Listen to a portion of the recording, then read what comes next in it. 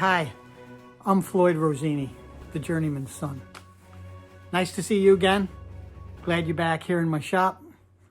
And today we're going to do the final part of a 6-part series on how to make a sample. We've been going through all the process of preparing the sample, sanding it, staining it, using the water-based dye. Then we applied finish, 2 kinds of finish. And then we rubbed it out. We did a little repair work on it. And then we did the waxing and buffing. So let's go over some of the things that we learned while we were doing this. Because if we don't take away, the great information that we got, then it's going to be hard to move on to the next project. You want to make sure that that what you learn when you do this, you can really carry forward with you and work on other projects with it. Because the steps are really similar in every project. When you're going through the finishing process, things may vary a little bit, but there's a basic process that takes place that you can do every time you work on a piece of furniture or you work on an architectural project, whatever it may be, whatever wood finishing project you're working on. There's a process that you go through, and most of the time there are steps that you can follow in each one of them. So let's go over some of the things that we learned when we were doing the first video of how to prepare your sample. Actually, we started deciding what size sample we would use. And I want you to really remember that when you're doing this, to choose a small piece of wood to make a sample on makes it really easy to do a good job. So the bigger your sample, it's challenging to do a bigger sample because you have to go over a larger area, and that really gives you the skills that you need to bring to the project that you're going to really complete. So choosing a good size sample is very important. Next, we talked about how to do the sanding, and we sanded with a felt block. So sanding with a felt block helps you to keep the wood from really flattening out and removing all the patina. The felt block helps you get into the undulations of the wood, especially on old pieces, antiques, where the wood has expanded and contracted so many times over hundreds of years that it has a lot of movement. And you don't want to flatten that out. The minute you flatten that out, you show yourself to be a novice. That's what people say when they skin a piece of furniture. That's what happens. They've stripped it and they've sanded it down so hard that it's really flat as a pancake now, and doesn't look like an antique anymore. So using that felt block helps you to keep the undulations in the wood. When you're doing an old piece of furniture or an antique, it's really, really important. On a really modern piece where you want a really flat surface, not a problem. Use a hard block and you'll get the result that you want. But you have to know that as a finisher. You have to know all the different ways to do the sanding. Whether you're going to sand with a felt block, whether you're going to sand by hand, whether you're going to use the hand pad that I showed you, or whether you're going to use a hard block. Those are all important aspects of preparing your sample. One of the things that we didn't talk about was that some people like to use a sponge pad. Those sponge sanding pads can work really well when you're doing an old piece because they fit into the contour of the wood, and that's really nice. We also used the 120 and the 220 garnet sandpaper. The garnet sandpaper is used on raw wood. It can be used on finished wood also, but we used it on the raw wood to prepare the raw wood for the stain. We started with the 120. The 120 helps us to remove all the surface imperfections, some of the dirt that may have built up on there. When you buy it from the store, it's got all kinds of stuff on it. So you want to get it clean, and the 120 really helps you do that, and it really starts to smooth the wood out. We then went to the 220, and that really helps you to smooth out the scratches from the 120. And it leaves the wood porous enough to absorb a good amount of stain without making it too dark, because if you just sanded it with the 120 and then you dyed it, the color would be darker. You would have a much darker color if you only sanded with the 120. If you sand with the 220, it starts to polish the wood. It makes the 120 scratches, it eliminates them if you do the right amount of sanding.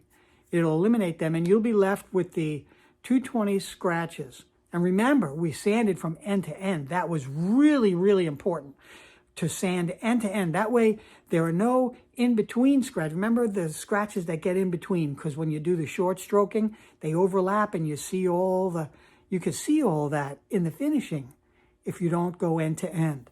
So you want to make sure that you go end to end during your sanding process. Another thing that we talked about was always following the grain of the wood when you do your sanding. It is important to do it. You can't just sand across the grain because those scratches are going to show up. So you don't want to sand across the grain. You want to sand following the grain. What we didn't talk about in the sample was what happens when you have grain that's like a burl, where it's really round, or it's in some, different angles. It goes one way or the other, and you can't really tell where the beginning and where the end is. Where's the front? Where's the back? What do you do about sanding that? So that's a really important thing that we really didn't talk about when we were developing that sample, because we didn't have that problem.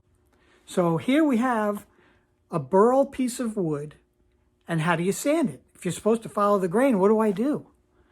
One of the things that's traditional is to always go from left to right as you face the work. That's usually the traditional sanding method for burls and for any other unusual grain wood. You pick that direction and you go from left to right. And then, of course, we saw the hand pad, how you wrap the sandpaper around your hand for that final sanding to really get it nice and smooth, but to follow the undulations and not to make a really hard sand. Then the second in the series, how to dye your wood sample. That was the second video. And so in that video, we learned that the cheesecloth pad really gives you the best result in applying the stain without any overlap and without any blotching.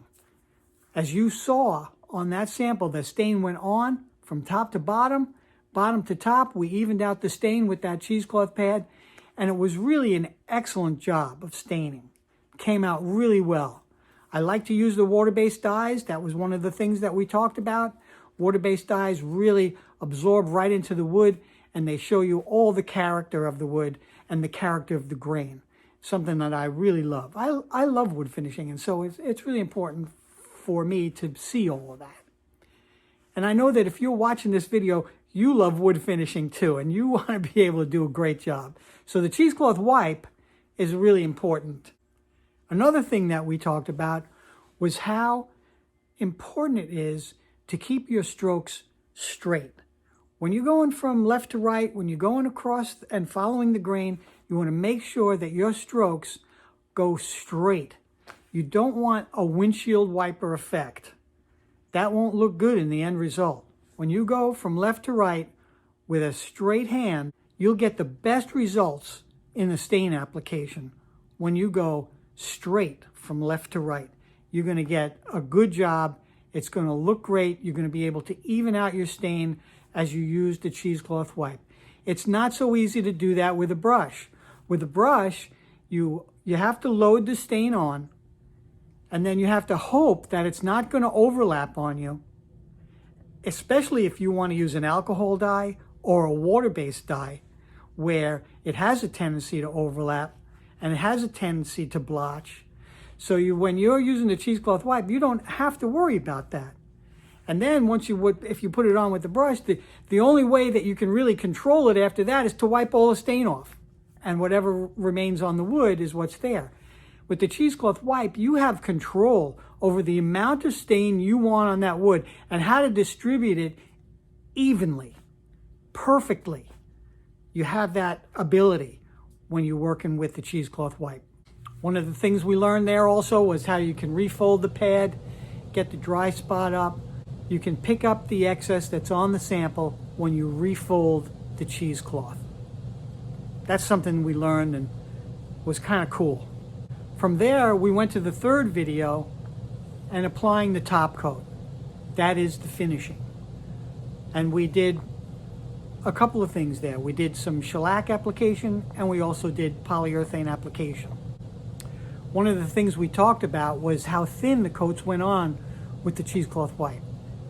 I love the cheesecloth wipe. It's just so perfect for applying finish, for applying stain. It's good for so many things. But when it comes to applying finish, you have the ability to really put on thin coats. And why are thin coats better? That's probably a question you ask. Why are thin coats better than a thick coat? Well, with a thin coat, you actually get to control the thickness of your film.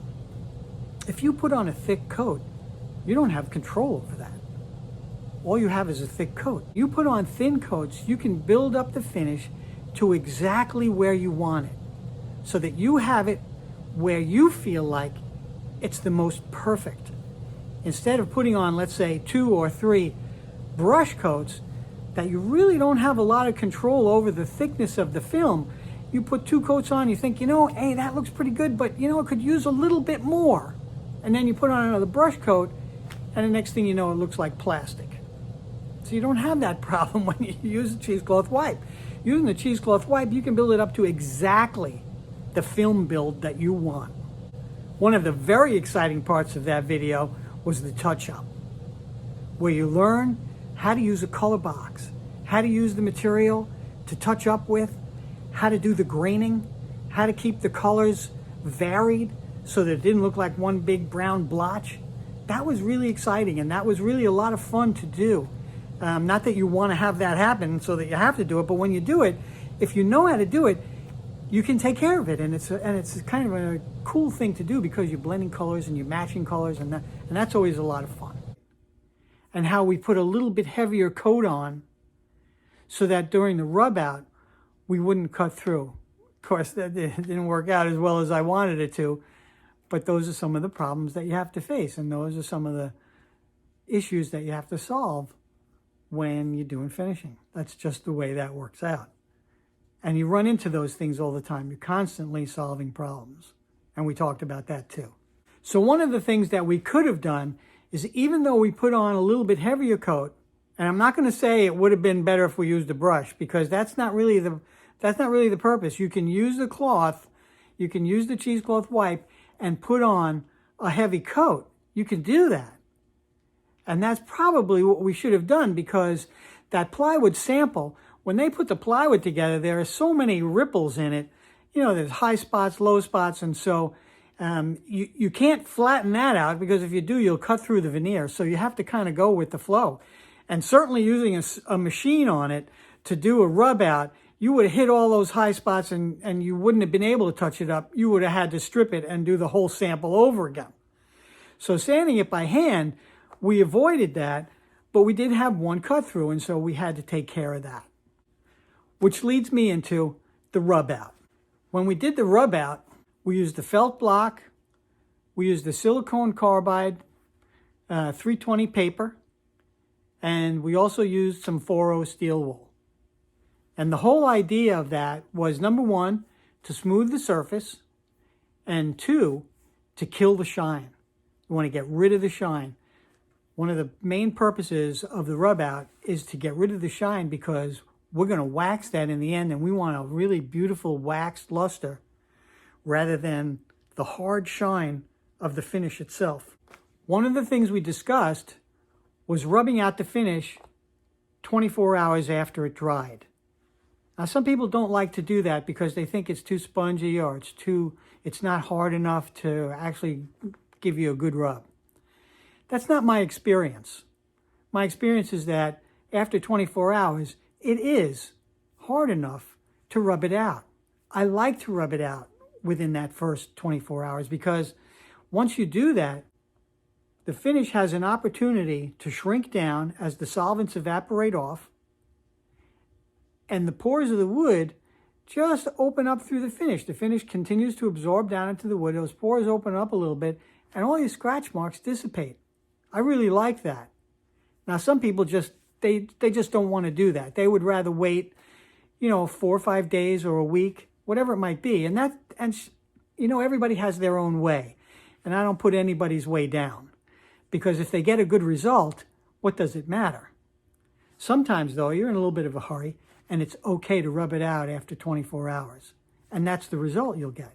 You won't have to work extra hard getting rid of the scratches that you put in after the finish has mostly cured.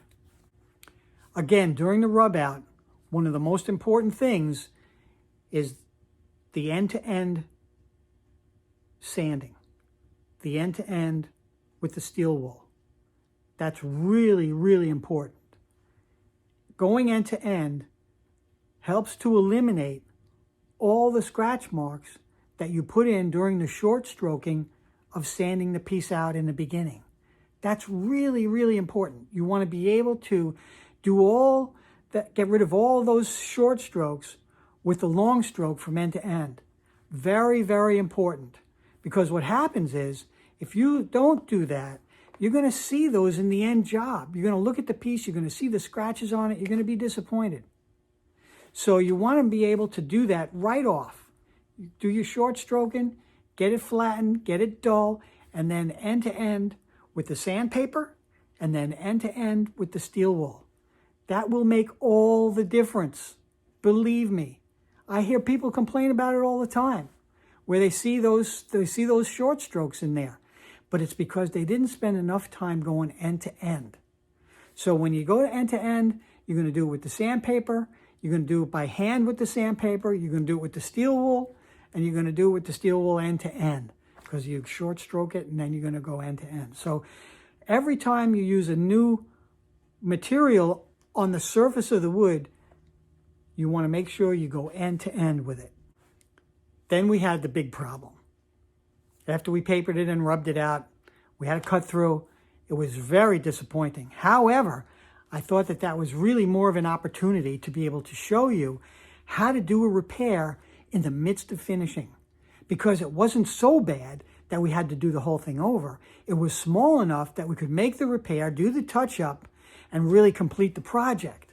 And so we learned that you can actually do the touch-up and put a coat of finish over the top of that, let that dry, and then lightly steel wool that out, and we have a good project. We still have a good finish. We still have a good end result. Again, we used the color box here, and we were able to mix the color to match really well. We mixed a little bit lighter color for the body of the wood, and then we mixed the color a little bit darker so we could touch up the grains and have it look like wood. We did a faux bois on that part that was damaged. That was an exciting part. I love using the color box. I love doing touch-up. It's so much fun. And I want you to be able to love it too. I want you to be able to do all this. It's so important that, you know, if you just try it, you'll get it. It's not hard to do. I mean, I've been doing this for a long time, I know, and I may make it look easy, but it's not difficult. If you put your mind to it, you can do this. This is something that everyone can do with a little bit of practice, and that's of course why we make a sample, so that when we get to our project, we've made all our mistakes there, and now we can do the project and get a really good result. So after we finished the rub out and doing the touch up and making the repair, then we came back in the 5th video to wax and buff. Now that video didn't go as well as I really wanted it to. What happened to me there was I ran out of video. I started doing the waxing, and after I got, you know, like into it, not even a minute, I ran out of video on my phone. My memory was full and it wouldn't take any more video. So I had already done the whole thing. It was really disappointing because I had wanted to show you how the colors changed in it and how you could see how the wax went on and really made a difference in the end result of the project. So when we did that, we saw that choosing an appropriate tint was very important to the end result of the project. We also saw how using the cheesecloth pad to apply the wax made it really easy. Not using some bad rag where you can't push it into the pores, or where it's been sitting in the wax for so long that it's really filled with wax and not really applying properly. It's always important to use a fresh cheesecloth whenever you do any of this work, especially waxing. You want a fresh pad to make the wax application. And as you're going through the wax application, if you have a big project, you want to be able to open that pad up and always present a fresh face when you're making the wax application. It spreads the wax easy. It gives you a nice even film of application, and that's really important. One of the things that we saw was that I did circles from end to end and then straightened it out end to end. You want to make sure while the wax is still moist that you stretch it out end to end so that there are no swirls that dry into the project, because it makes it really difficult to get them out if they're in there. That's something that you really don't want to have to do. So always remember, go end to end when you're doing the waxing. After you've done the circles, make sure you go end to end. Also really important was letting the wax dry long enough. You want to make sure you let that wax dry overnight, 24 hours. If you can let it dry for 2 days, there's nothing wrong with that. The wax will still buff to a beautiful, beautiful luster. The longer you let the wax sit, the more the solvents will evaporate off and the wax will harden, so that when you do buff it, you'll have a beautiful, beautiful luster. And remember, always go end to end. You can buff it in short strokes in places, but in the end, you want to go from one end to the other. We want to make sure that you go end to end and you get that beautiful, beautiful shine. So now you've seen all the steps there are to making a perfect sample. So I hope you really enjoyed this video series. I hope you got a lot out of it. I want to be able to teach you how to be the best finisher you possibly can. I want you to learn this really well. I want your projects to turn out perfect. I really, really, really want to help you. So if you like the content, if you like my videos, please give it a thumbs up. Please subscribe. Love to have you subscribe. I need subscribers. And I'm going to look forward to so many more videos, to so many more different things, showing you how to do finishing, how to do restoration work, how to do touch-up, even how to do some repairs. We'll even do some repair work. So I'm glad to have you here. I'm so glad you're watching. God bless you and thank you.